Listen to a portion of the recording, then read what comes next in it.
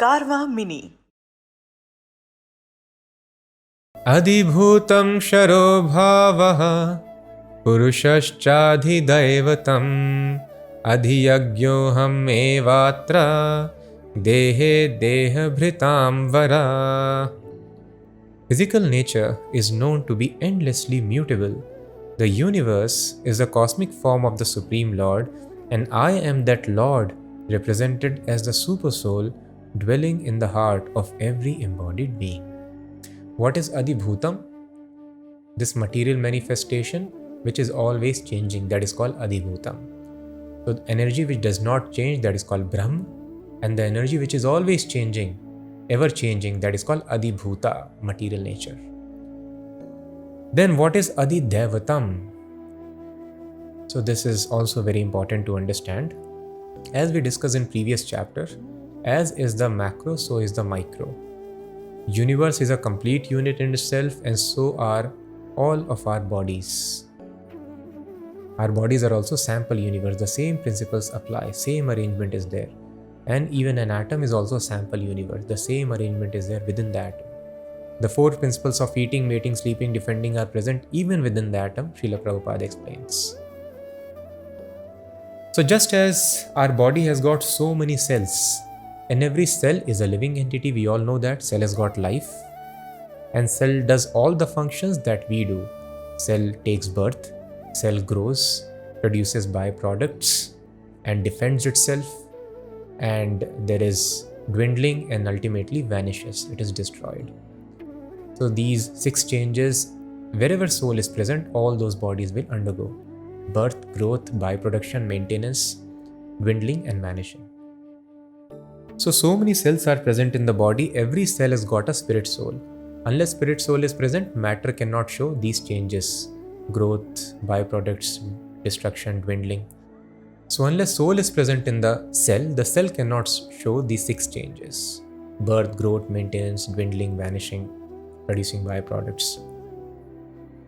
So just like so many cells are there, and every cell is conscious about what is happening to itself. But anybody pricks any cell or tissue of my body, I become conscious immediately.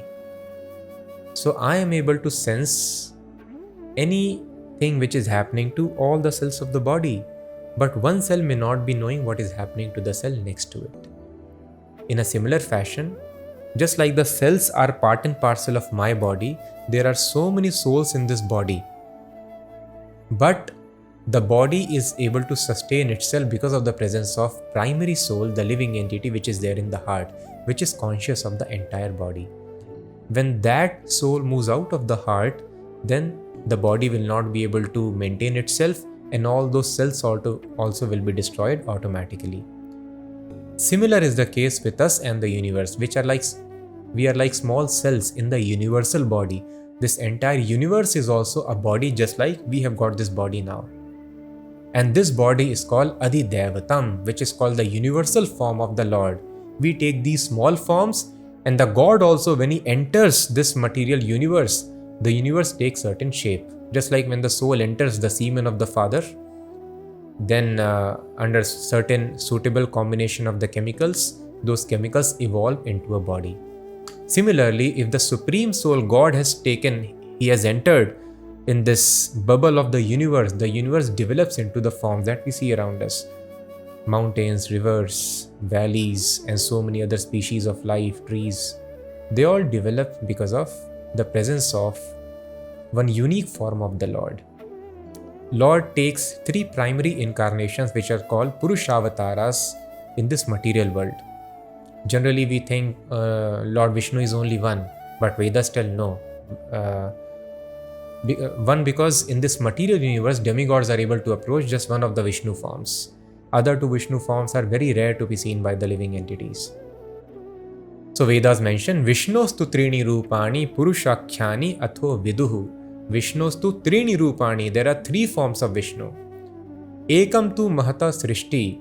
The first Vishnu, Mahavishnu or Karanodakshai Vishnu, creates the cosmic intelligence, the original substance from which this entire world is created. This world is nothing but transformation of intelligence. We want to create artificial intelligence. Krishna already has done that. That artificial intelligence is called Mahat Tattva, and that transforms itself into so many substances. Three modes of nature are there, they agitate, then the Mahat Tattva, and then we see the 5 gross elements, 3 subtle elements, and then everything develops later. So that Mahat Tattva is created by Mahavishnu. And then within this material world, Mahat Tattva is just like a cloud, just like the earth is covered by the cloud. And because of the cloud, we are not able to see the sun. Because of this covering of this Mahat Tattva, we are not able to understand the existence of spiritual world, which is full of effulgence and light. This is the universal geography explained. Geography telling in crude terms. The universal situation, existence is explained in the Vedas. So this material world, which is 1/4 of the total creation, where repeated birth and death happens, in 3/4 portion, which is called Tripada Vibhuti in the Vedas, there is no repeated birth and death. Life is eternal over there. So in this 1/4 of the creation, which is called Ekapada Vibhuti, repeated birth and death happens.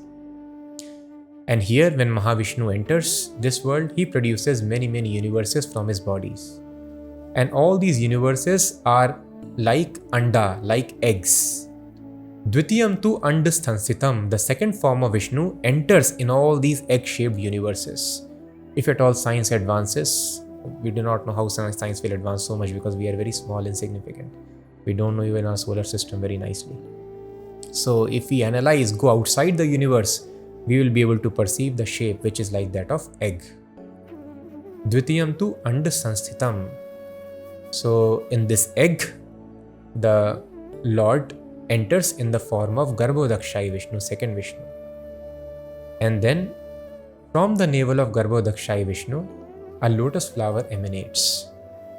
And in the stem of the lotus flower, so many universes are manifest, and you would have seen in the pictures if you visit or in some of the carvings in the ancient Indian temples, you will see Lord Brahma is manifest on top of the lotus. So in the stem of the lotus, all the planets are existing. Whatever planets we see around us, they are existing in the stem. Now this may appear to be some fantasy, but actually it is not. So when we carefully read, make an analysis, research work into this work, we will understand.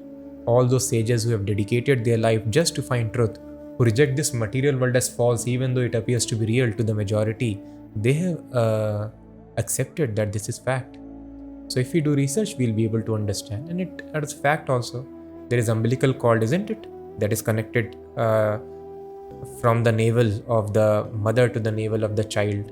That umbilical cord is the way through which the child receives nourishment. So similar structure is there from the navel of Mahavishnu. You can call it a cord or a lotus flower. It is actually, the Vedas described.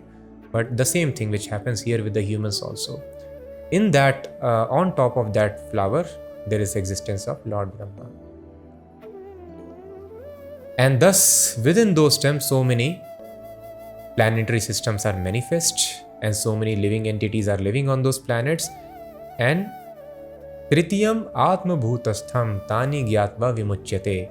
The third Vishnu form is called Kshirodakshai Vishnu. He lives on a special planet, Kshir Sagar, here in this material world, Shvetadvip planet. And this third Vishnu, Kshirodakshai Vishnu, Atma Bhutastham, he enters the heart of all the living entities and into each and every atom.